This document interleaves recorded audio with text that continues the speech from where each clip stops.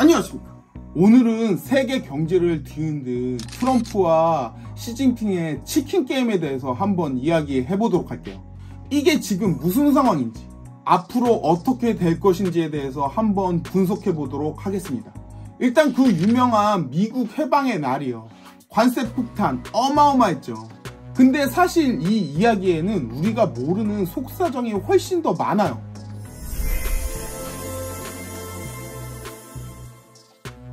처음에 트럼프가 관세 폭탄을 던질 때요, 모든 나라를 타켓으로 하는 것 같았거든요. 판넬 들고 나와서요, 국가별로 하나하나 너 얼마 이러고 있었죠. 마치 성적표 읽어주듯이 관세율을 발표했잖아요. 사람들은 도대체 이거 어떻게 계산한 거냐 하면서 난리 났고요.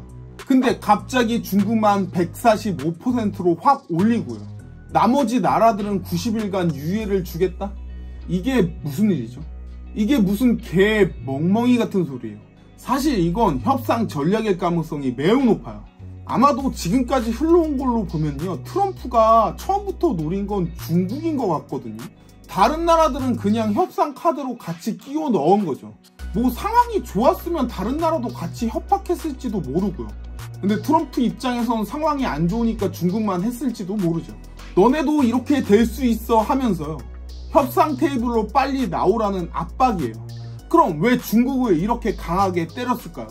여기에는 두 가지 이유가 있어 보이거든요. 첫 번째가 미국 제조업의 부활이에요. 트럼프는 미국 제조업이 중국으로 많이 빠져나간 걸 되돌리고 싶어해요. 미국을 다시 위대하게 만들겠다, 이게 공약이잖아요. 미국이 빈부의 격차가 너무 심해지니까요, 제조업을 다시 들여오고 싶어하는 거죠. 두 번째가 중국 견제예요. 중국이 세계 2위의 경제 대국으로 치고 올라온 걸 견제하고 싶어하는 거죠. 사실 미국은 2등하면 항상 밟았어요. 옛날에는 일본을 밟았고요, 항상 2등하면 밟히죠. 근데 여기서 흥미로운 점이 하나 있거든요. 중국 내부가 그렇게 안정적이지 않다는 거예요.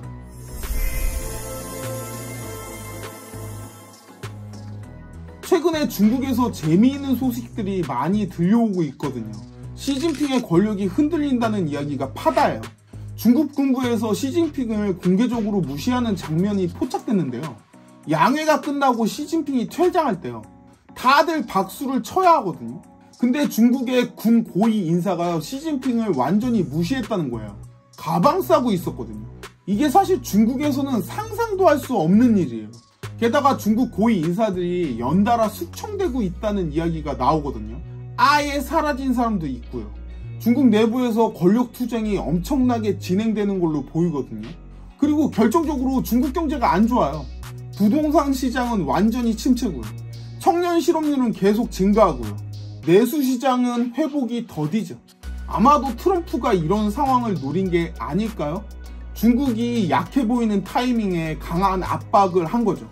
그러니까 러시아도 끌어들이려고 했을 거고요. 트럼프 생각에는 지금 중국이 위기니까 빨리 항복을 할 거다, 이렇게 생각을 했을지도 몰라요.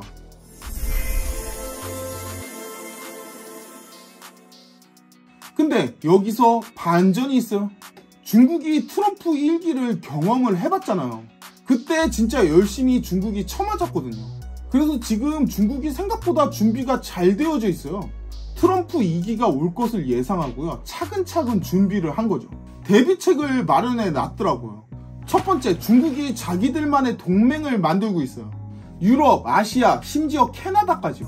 적극적으로 접촉하고 있거든요.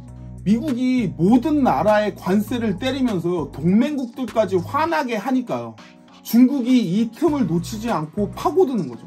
유럽이랑도 친하게 지내려고 하고 있고요. 우리나라, 일본도 요즘에 자주 만난다고 하더라고요. 두 번째로 기술적인 준비도 해놨어요.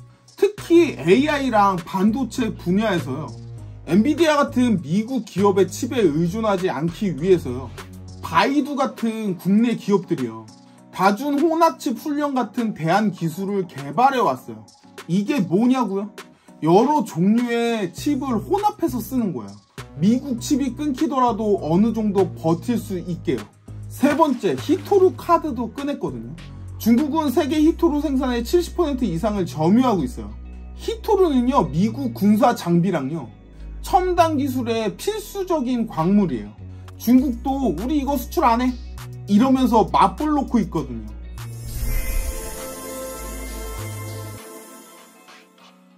여기서 두 지도자의 상황이 달라요. 일단 트럼프한테 시간이 없어요. 내년에 중간선거가 있거든요. 내년 11월에 미국 하원 전체랑요, 상원 3분의 1이요. 다시 선거를 치러야 하거든요. 트럼프가 성과를 보여주지 못하면요, 의회 지지 기반이 흔들릴 수가 있어요. 그런데 시진핑은요, 시간이 훨씬 많아요. 중국은 민주주의 국가가 아니니까요. 당장의 선거 압박이 없죠. 물론 내부 권력 투쟁은 있을 테지만요, 그래도 시진핑이 완전히 권력을 잃을 가능성은 낮아요. 이미 많이 제거해놨거든요. 그러니까 시진핑 입장에서는 버티면 된다는 전략을 쓸 수 있는 거죠.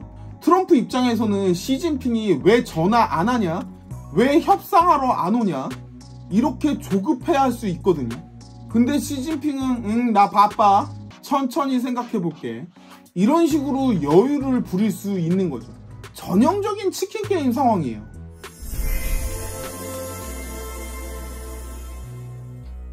그렇다고 이 상황이 영원히 지속될 수는 없거든요. 결국에는 타협이 이루어질 가능성이 매우 높아요. 첫 번째, 중국도 경제적으로 완전히 버틸 수 있는 상태가 아니에요. 미국 시장을 포기하면 중국도 타격이 너무 크죠. 두 번째, 트럼프도 너무 강경하게 나가면요, 미국 내 물가가 올라가면서 지지율이 뚝뚝 떨어질 수 있어요. 이미 관세로 인해서 식당들이 가격을 40% 올린다, 뭐 이런 이야기가 나오고 있거든요. 아마도 올해 말이나 내년 초쯤에요, 두 나라가 서로 양보하자 이러면서 타협점을 찾을 가능성이 높아요. 중국이 미국 제품을 조금 더 사주고요, 트럼프가 관세를 내려주는 형태겠죠. 그러면 트럼프가 내가 이걸 이겼다 이렇게 선전을 할 거고요, 시진핑은 우리가 미국을 잘 다루었다 이렇게 또 선전을 하겠죠.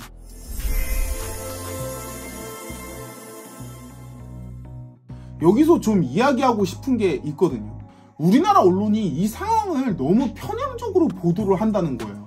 요즘 뉴스 보면 트럼프 반대 시위 확산, 버니 샌더스 주도 반트럼프 시위 규모 커져, 하버드대 트럼프의 항복 거부, 이런 식으로 트럼프가 당장이라도 탄핵될 것처럼 보도를 하고 있거든요. 근데 실제는 어떨까요? 트럼프의 지지율은 42%에서 47% 사이로요, 여전히 높은 편이에요. 그리고 트럼프의 지지층은 매우 단단해요. 제가 느끼기엔 여기가 콘크리트예요. 왜냐면요, 이 사람들이 트럼프를 지지하는 건 매우 단순하거든요. 왜냐면 먹고 살기가 힘들어서요. 미국도 지금 빈부격차가 너무 심하거든요. 그래서 지금 중산층이 무너졌어요. 미국이 우리나라보다 빈부격차가 더 심해요. 저번에 현대자동차 이야기할 때요, 대기업이라서 그렇긴 하지만요, 우리나라 현대자동차 직원들이 받는 임금이랑요, 미국의 직원들이 받는 임금이요, 우리나라가 더 높다고 말씀드렸잖아요. 그만큼 미국은요, 경제적으로는 계속 발전해 왔는데요, 그 부가 죄다 잘 사는 사람들 쪽으로 많이 간 거죠. 일반 국민들 입장에서는 사실은 먹고 살기가 너무 힘들어진 거죠. 근데 이런 상황에서 트럼프가 미국 우선주의를 외치면서요, 일자리를 되찾아주겠다 이렇게 이야기를 하는 거예요. 그러니까 그 사람들이 지금 지지를 하고 있거든요. 그래서 제가 볼 때는 이 지지 기반이 생각보다 매우 두꺼워요. 거기다가 흥미로운 점이요, 공화당이 점점 젊어진다는 거예요. 트럼프 자신은 78세로 노인이지만요, 그 주변 인물들은 상당히 젊어요. 반면 민주당은 낸시 펠로시 84세요. 척 슈머 73세요. 조 바이든도 81세였죠. 민주당이 너무 늙어지다 보니까 개혁이 잘 안 돼요. 물론 공화당은 능력보다는 트럼프에 대한 충성도가 높은 사람들로 이루어져 있거든요. 이게 단점이긴 한데요, 뉴스에서는 단점만 계속 이야기하고요, 장점은 이야기를 안 해요. 그리고 민주당의 단점은 이야기하지 않고 있죠. 진짜 우리나라 언론에서는 균형 잡힌 시각으로 보도를 하지를 않아요. 마치 트럼프가 어떤 괴물이고요, 금방 무너질 것처럼 보도를 하거든요. 제가 볼 때는요, 트럼프가 탄핵될 가능성 있기는 해요. 미국은 우리나라보다 탄핵이 훨씬 힘들거든요. 그래도 제 생각에 트럼프의 탄핵 가능성 있어요. 근데 지금 당장은 제로예요. 트럼프가 탄핵이 되는 거는요, 빨라야 내년도 아니고요. 내후년 중간선거 후에요. 트럼프의 지지층은요, 그때까지는 버틸 거예요.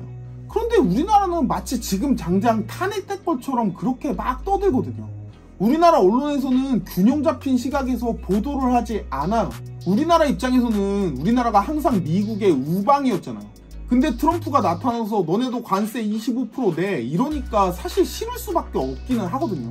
정서적으로는 반감이 생길 수밖에 없기는 해요. 하지만 현실과 동떨어진 보도를 하는 건 문제가 있죠. 실제로 앞에서도 언급드렸지만 중국은 준비를 잘했다고 했잖아요. 트럼프가 당선될 걸 알고서요. 근데 우리나라는 준비했나요? 왜 언론은 본인들의 희망을 계속 이야기하죠? 그것도 제가 볼 땐 가망성 전혀 없는데요. 저는 트럼프를 지지하는 게 아니라요. 어차피 최소 3년은 트럼프랑 같이 가야 돼요.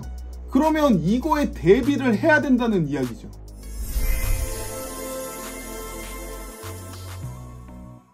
그래서 지금 상황을 정리해보면요. 트럼프는 성과가 필요하고요. 시간이 없어요. 시진핑은 내부적으로 문제가 있지만 시간은 많아요. 그리고 중국은 생각보다 준비가 잘 되어져 있어요. 그럼에도 불구하고 미국은 역시나 세계 최강국이에요. 제 생각에 결국에 이 게임은요, 누가 더 버티느냐의 게임이거든요. 제 생각에는 두 나라가 너무 크기 때문에요, 완전한 승자는 없을 거예요. 중국도 미국 없이는 힘들고요, 미국도 중국 없이는 힘들어요. 그래서 저는 결국에는 적당한 타협점에서 끝날 가능성이 높다, 이렇게 생각을 하는데요. 트럼프는 당연히 내가 이겼다 이렇게 자랑을 할 테고요. 중국은 우리가 방어를 잘했다 이렇게 이야기를 하겠죠. 서로 정권을 유지해야 되니까요. 서로 자기 얼굴에 침 안 뱉는 선에서 적당히 타협하지 않을까 싶어요. 자, 여러분은 어떻게 생각하세요? 댓글로 여러분의 의견 알려주시고요. 오늘 준비한 영상은 여기까지예요. 영상이 마음에 드셨다면 구독과 좋아요, 알림 설정 해주시면 감사하겠습니다.